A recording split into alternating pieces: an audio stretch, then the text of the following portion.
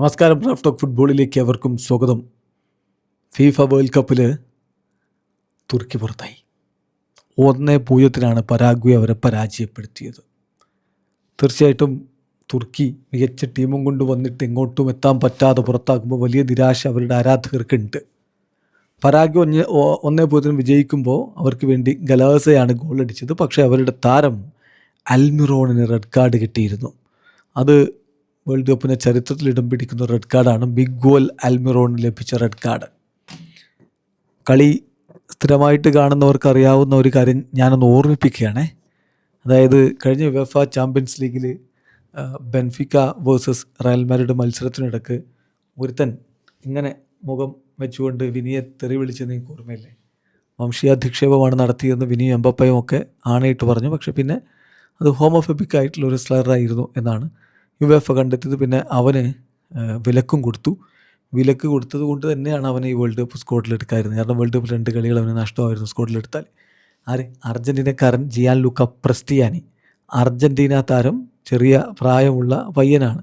അവനാണ് ഇമ്മാതിരി പണി ചെയ്തിരുന്നത്, മുഖം ഇങ്ങനെ പിടിച്ചുകൊണ്ട്. പലപ്പോഴും സ്കലോനി അർജൻറ്റീന സ്ക്വാഡിലേക്ക് വിളിച്ചിട്ടുള്ള പയ്യനാണ് ജിയാൻ ലൂക്ക പ്രസ്റ്റിയാനി.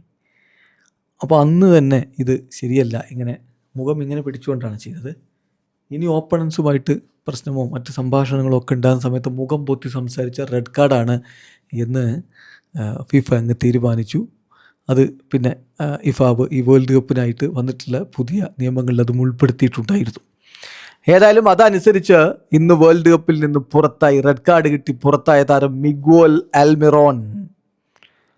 അത് തീർച്ചയായിട്ടും അൺവാണ്ടഡ് ആയിട്ടുള്ളൊരു റെക്കോർഡാണ്. ഇപ്പോൾ ഈ കളിയുടെ ആദ്യ പകുതി അവസാനിക്കുന്ന ഘട്ടത്തിൽ അൽമിറോൺ സ്വന്തമാക്കി വെച്ചിരിക്കുന്നത്. അത് മൾഡറുമായിട്ട് സംസാരിക്കുന്ന ഘട്ടത്തിലാണ് അത്തരത്തിലുള്ള ഒരു സംസാരം. മേർട്ട് മൾഡറുമായിട്ട് നടത്തിയിട്ടുള്ള സംഭാഷണത്തിലാണ് ഇങ്ങനെ കൈവച്ചുകൊണ്ട് അയാളോട് എന്തോ പറയുന്നത്. സ്വാഭാവികമായിട്ടും തുർക്കി ടീം അത് ശ്രദ്ധിച്ചു. അവരത് കംപ്ലയിൻ്റ് ചെയ്യുകയും ചെയ്തു, അയാളെ പുറത്താക്കുകയും ചെയ്തു. പക്ഷെ അങ്ങനെ പുറത്താക്കിയെങ്കിലും ടീം പുറത്തായില്ല, മുന്നോട്ട് കിടക്കുന്നു. അതേസമയം ആ കാര്യത്തിൽ പുറത്തായത് എതിർ ടീമായിരുന്നു എന്ന കാര്യം കൂടി ശ്രദ്ധിക്കണം. തുർക്കി ടീമായിരുന്നു എന്ന കാര്യം കൂടി ശ്രദ്ധിക്കണം. ഏതായാലും പരാഗ്വെ ഒടുവിൽ ഒരു കളി വിജയിച്ചിരിക്കുന്നു.